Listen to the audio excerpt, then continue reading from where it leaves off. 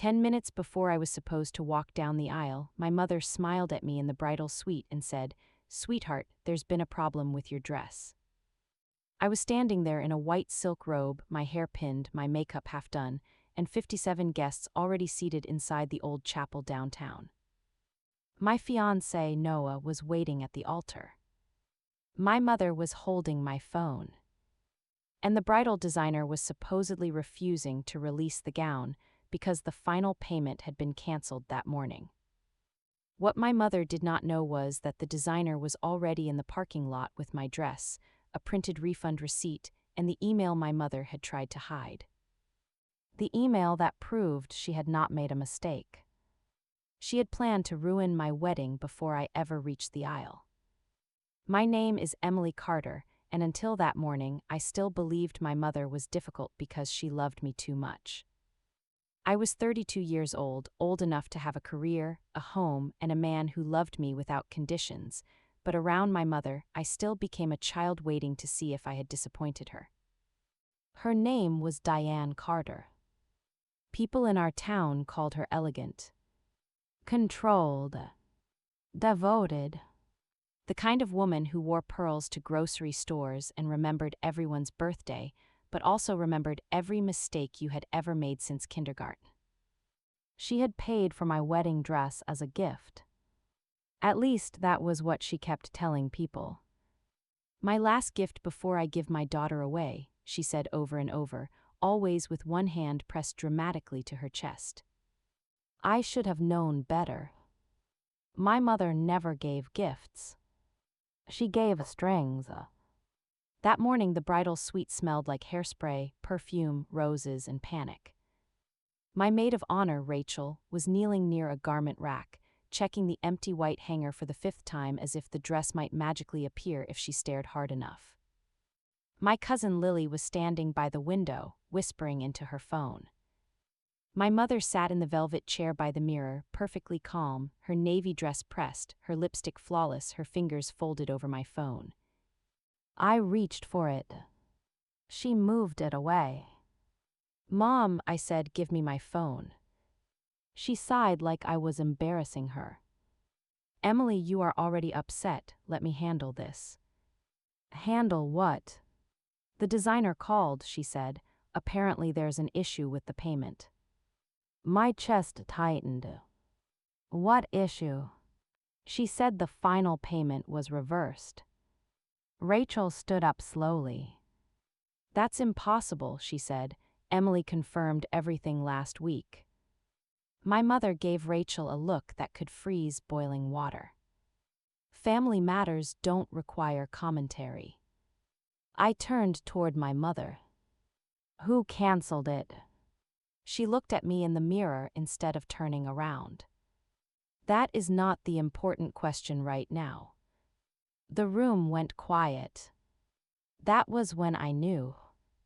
Not because I had proof yet. Not because anyone had confessed. But because my mother always said that sentence when the truth was standing too close. That is not the important question. She said it when I was 16 and found out she had opened my college acceptance letter before I did. She said it when I was 24 and discovered she had called my first boss to explain that I was sensitive under pressure. She said it when I was 29 and Noah told me she had invited my ex-boyfriend to a family dinner without warning me. That is not the important question. It always meant the same thing. Stop asking before you find out what I did. I held out my hand. "My phone." Her smile disappeared for half a second. Then it came back softer, colder. "Emily, sweetheart, you do not have a dress. Your guests are waiting. Your fiancé is waiting. Maybe this is a sign that we need to slow down." Rachel said no. My mother ignored her. "There is no shame in postponing," she continued. "Noah will understand if he truly loves you." I stared at her.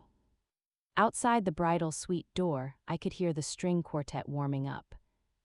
A soft version of "Can't Help Falling in Love" floated through the hallway, sweet and cruel. My bouquet was on the table. My vows were folded inside my clutch. My father's old handkerchief was wrapped around the stems because he had died 3 years earlier, and this was the closest I could get to having him walk beside me. My mother glanced at the bouquet. Then she said the line I will never forget. Your father would not want you walking into a marriage unprepared. Something inside me went still. Not calm, not peaceful, still.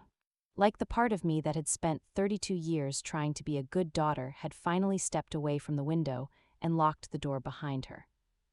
My father, I said slowly, would not cancel my wedding dress. Her face changed. Only for a moment. But Rachel saw it too. Then someone knocked on the door. 3 quick knocks. Rachel rushed over before my mother could move. When she opened it, Mara Ellis stood in the hallway. Mara was the designer who had made my dress. She was in her late 40s, with silver blonde hair tied back, black reading glasses hanging from a chain, and the kind of posture that made every room feel like it had suddenly been inspected. Behind her stood her assistant, holding a long white garment bag. My dress. For 1 second, I could not breathe. Mara looked at me first, then at my mother. Then she lifted a folded piece of paper. Emily, she said, I'm sorry to interrupt your wedding morning, but I thought you should see this yourself. My mother stood up. Mara, this is not appropriate. Mara did not even blink. What's not appropriate is canceling a bride's dress payment at 6:14 this morning and asking my studio to withhold the gown until after the ceremony begins. Rachel whispered, "Oh my God." My mother's face went pale under her foundation. Mara stepped into the room and handed me the paper. My hands were shaking so badly that Rachel had to steady my wrist. At the top was the studio logo. Below it was a cancellation receipt. Refund requested by Diane Carter. Refund destination, Diane Carter. Time, 6:14 a.m. Reason written in the notes box. Bride is emotionally unstable and may not proceed with wedding. Do not release gown until mother confirms. I read it once. Then again. Then my eyes dropped to the second page. It was an email. From my mother. To Mara's studio. Sent at 5:52 a.m. Please cancel the remaining payment and do not allow Emily or anyone from the groom's side to collect the dress. She is making a serious mistake and needs to understand consequences. If she is embarrassed today, maybe she will finally listen. The room disappeared around me. The music outside disappeared. The flowers, the makeup, the dress, the wedding, all of it faded behind one sentence. If she is embarrassed today, maybe she will finally listen. My mother did not look ashamed. She looked angry that the secret had arrived early. Emily, she said, before you overreact. I laughed once. It did not sound like me. Before I overreact. Mara's assistant placed the garment bag gently across the sofa. I brought the dress because the gown belongs to Emily, Mara said. The original deposit and design contract were in her name. Mrs. Carter only made the final payment. When I saw the cancellation note, I called Rachel. Rachel lifted her phone. I sent the payment, she said. The dress is paid for fully. My eyes filled. Rachel. She shook her head hard. Do not cry over me right now. Cry after you marry the man who is downstairs losing his mind because he knows something is wrong.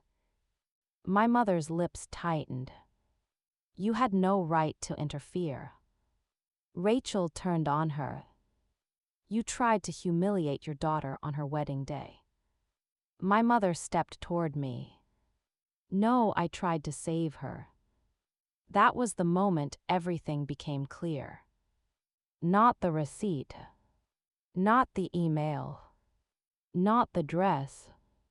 The way she said it, like destroying me in front of everyone was protection, like shame was medicine, like love meant forcing me to blight until I obeyed. Mara looked at me quietly. Emily, we can get you dressed in 6 minutes, but you need to decide what you want to do. Everyone looked at me. For once, even my mother looked unsure. And I realized something strange. She had expected tears. She had expected begging. She had expected me to collapse into the little girl who apologized when adults hurt her. But she had not expected silence. I folded the receipt. Then I placed it inside my clutch with my vows. I'm getting married, I said. My mother exhaled sharply. Emily, you are making this worse. No, I said, you made it public when you tried to use my guests as witnesses to my humiliation. Her eyes narrowed. What does that mean? It means I'm not hiding this for you. For the first time that morning, my mother looked afraid. Not sorry. Afraid. There is a difference. Mara and Rachel helped me into my dress. It was ivory satin with long sleeves, a low square neckline, and tiny pearl buttons down the back. I had chosen it because it made me feel like myself. Not like a princess. Not like my mother's daughter. Myself. When Mara zipped the final inch, she squeezed my shoulder. You look exactly how a bride should look, she said. My throat tightened. How is that? Like she knows where she's going. Rachel handed me my bouquet. Then my phone. There were 9 missed calls from Noah. I called him back. He answered before the first ring finished. Emily. His voice cracked on my name. I closed my eyes. I'm okay. What happened? I looked at my mother in the mirror. She was standing behind me, stiff and furious, like she could still control the reflection if she stared hard enough. My mother tried to cancel my dress. Silence. Then Noah said very quietly, "Are you coming?" I looked down at the receipt inside my clutch. Yes. Do you want me to come get you? That question almost broke me. Not because I needed rescuing. Because he did not assume he knew what I needed. My mother always decided for me. Noah asked. I said no, I want you at the altar. I'll be there. And Noah. Yeah. When I get there, don't look at her. He understood without asking. I'll look at you. I hung up and turned toward the door. My mother stepped in front of me. Emily, listen to me. I have listened to you my entire life. You don't understand what marriage does to women. I looked at her carefully then. Behind the cruelty, there was something old. Something bitter. Something that had been feeding on itself for years. My marriage is not your marriage, I said. Her mouth trembled. Only slightly. Then it hardened. You think Noah is different because he smiles at you and lets you make choices. Men like that always change after the wedding. Dad didn't. Her eyes flashed. Do not bring your father into this. You already did.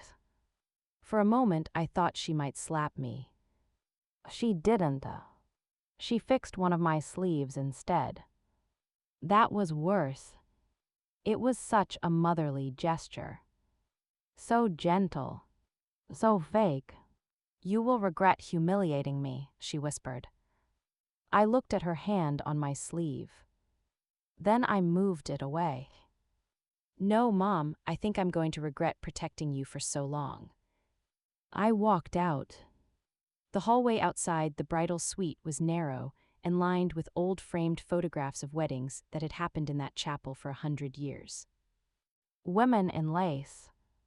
Men in black suits. Families smiling like nobody had ever been cruel behind closed doors. Rachel walked on my left. Mara walked behind us holding the train. My mother followed last. I could hear her heels clicking against the floor. Sharp, angry, controlled. At the end of the hallway, my older brother Daniel was waiting. He had been chosen to walk me down the aisle because my father was gone. Daniel was 6 years older than me, married with 2 kids, and had mastered the art of surviving our mother by becoming invisible around her. He took one look at my face, then one look at Mom. What happened? I opened my clutch and handed him the receipt. He read it. His jaw tightened so hard I saw the muscle jump. Mom, he said. She lifted her chin. Not now, Daniel. He looked at the paper again. Then at me. I'm sorry. I shook my head. Don't be sorry, just walk with me. His eyes filled. I should have seen it. We all should have, I said, but today we do. The chapel coordinator appeared at the doorway, pale and sweating. Emily, are we ready? I heard the guests shifting inside. Someone coughed. Someone whispered. The music changed. My entrance song began. My knees almost gave out. Not because I was afraid to marry Noah. Because I knew the aisle was no longer just an aisle.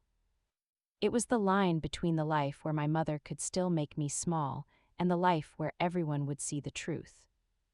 Daniel offered me his arm. Before the doors opened, my mother leaned close and whispered, "If you say anything today, you will destroy this family." I looked straight ahead. No, I whispered back, I'm just done letting you hide what you already did. The doors opened.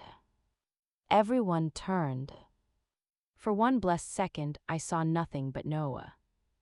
He stood beneath an arch of white roses and greenery, wearing a black suit and the expression of a man trying very hard not to run toward me. His eyes were red. When he saw the dress, he smiled. Not relieved because the wedding was saved. Relieved because I was standing. Then I saw the rest. My Aunt Karen dabbing her eyes. My mother's friends lining toward each other. Noah's parents watching with concern. My mother walking behind me, smiling like a grieving saint. She had already started performing. Daniel and I moved down the aisle. Step by step. My dress brushed the old wooden floor. The receipt sat inside my clutch against my palm. Halfway down the aisle, I heard someone whisper, "She looks beautiful." Then another voice said, "I thought there was a problem with the dress."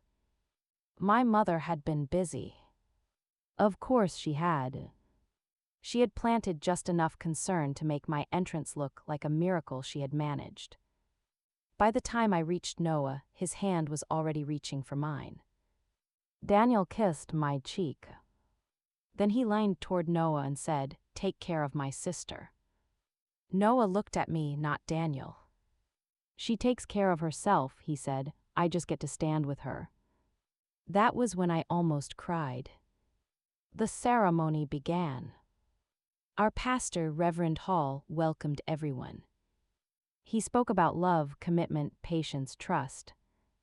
My mother sat in the front row with her ankles crossed, face composed, hands folded over her program.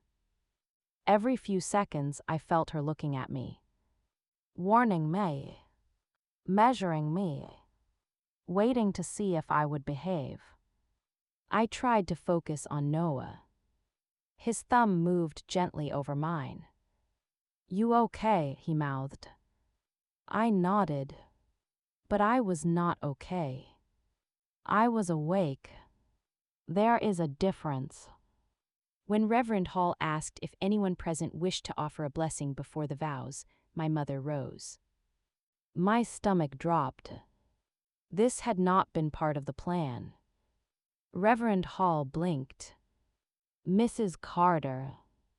My mother smiled warmly at the room. I'm sorry, Reverend, I know this is unusual, but as Emily's mother and in the absence of her father, I hope to say a few words. A murmur moved through the chapel.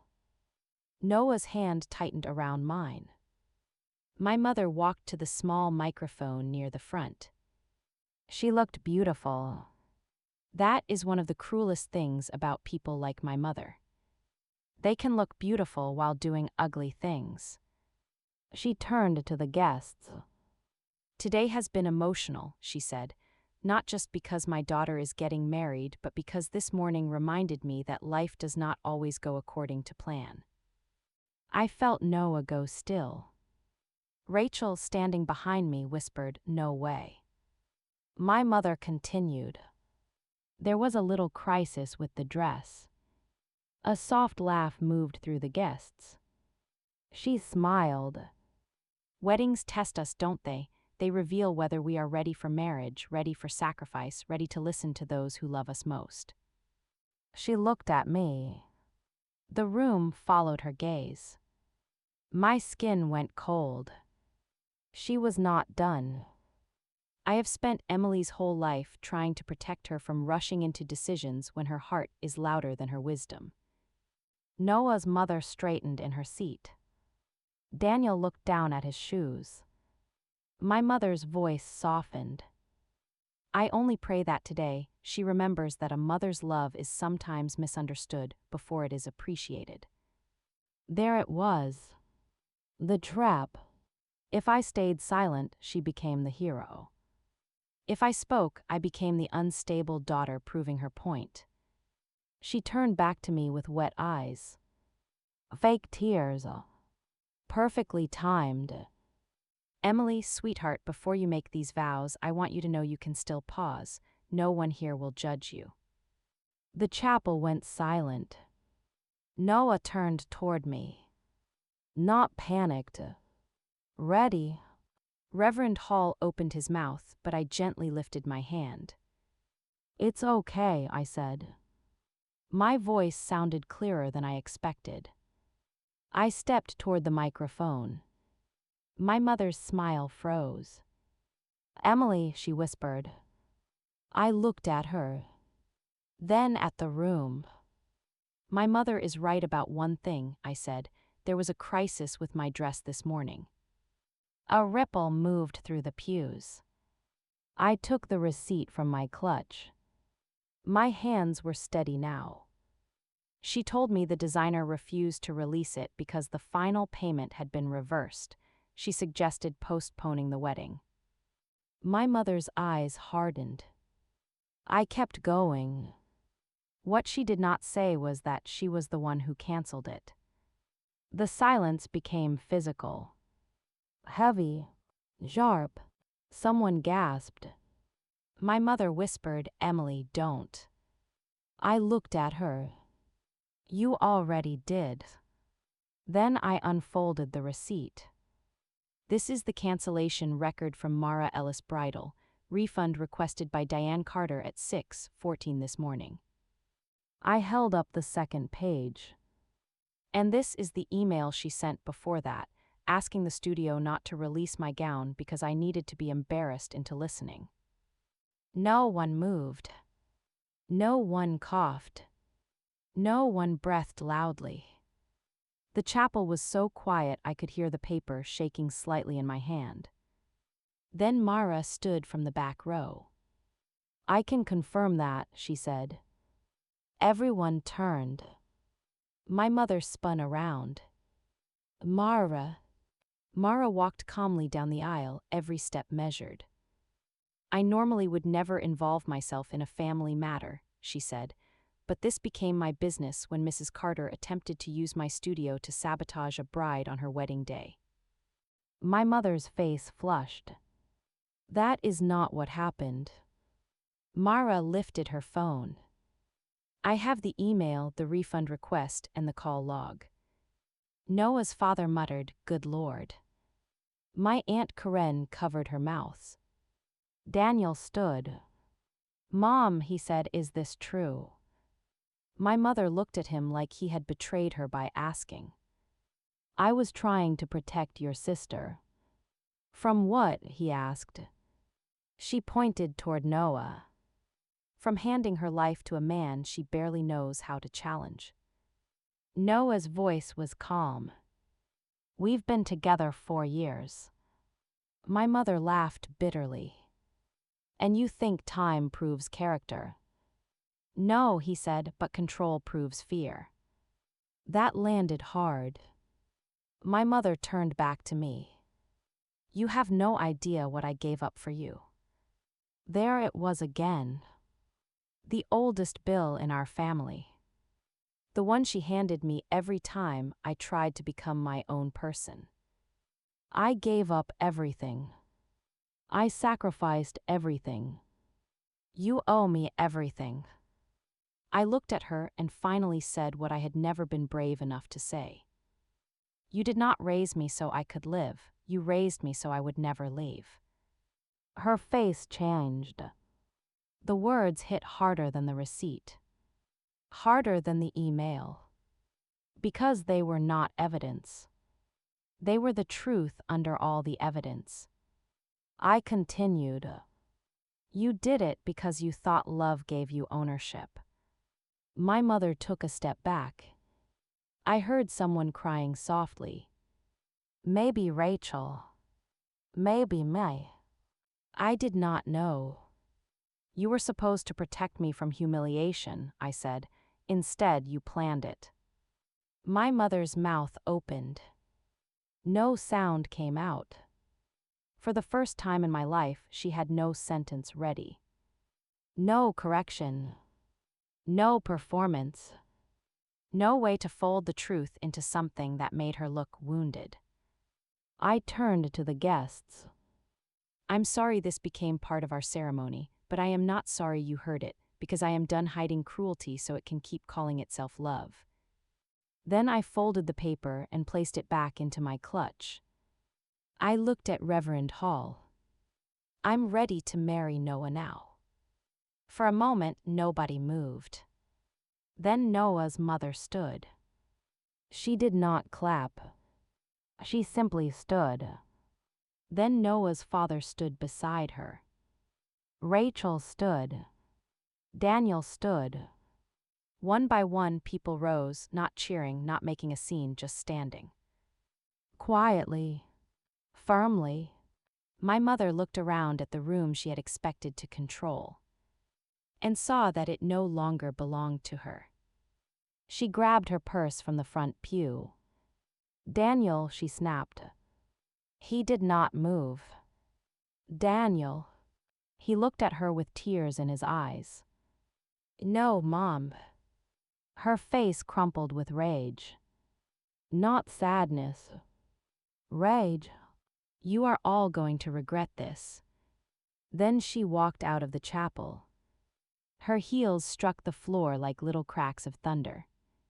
The doors opened. Sunlight flashed.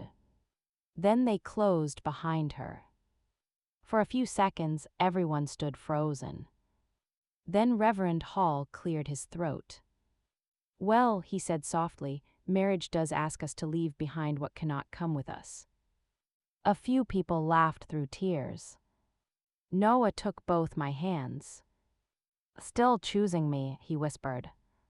I looked at him. "No," I whispered back, "choosing us." The ceremony continued. My voice shook during the vows, but I said every word. I promised partnership, not perfection. Truth, not performance. Loyalty, not obedience. When Noah read his vows, he did not mention my mother. He did not mention the dress. He simply said, "Emily, I will never ask you to become smaller so I can feel bigger." That was when I cried. Not pretty tears. Real ones. The kind that ruin makeup and freeze something behind your ribs. When Reverend Hall pronounced us husband and wife, Noah kissed me like the whole world had gone quiet around us. And for once it had. The reception was held in the garden behind the chapel. For the first 20 minutes, everyone acted carefully, like the room was still recovering from the truth. The version of my mother everyone had agreed to believe in did not survive that chapel. People who had spent years calling her difficult finally began calling her what she was. Aunt Karen hugged me and whispered, "I didn't know she could do that." Daniel looked ashamed and said, "I should have stood up years ago." I told him we both survived how we could, but today we saw the truth. He nodded. Rachel raised her glass with tears in her eyes and said, to Emily, who looked at chaos this morning and said, "Actually, I have an appointment at the altar." The room laughed. I laughed too. It felt strange. To laugh on the same day, something inside me had broken. Freedom did not arrive quietly. It walked into that chapel wearing a wedding dress and holding proof. Later, during dinner, an envelope appeared beside my plate. My name was written on the front in my mother's handwriting. For a second, the whole world tilted. Noah saw my face. "You don't have to open it." I knew that. That was why I opened it.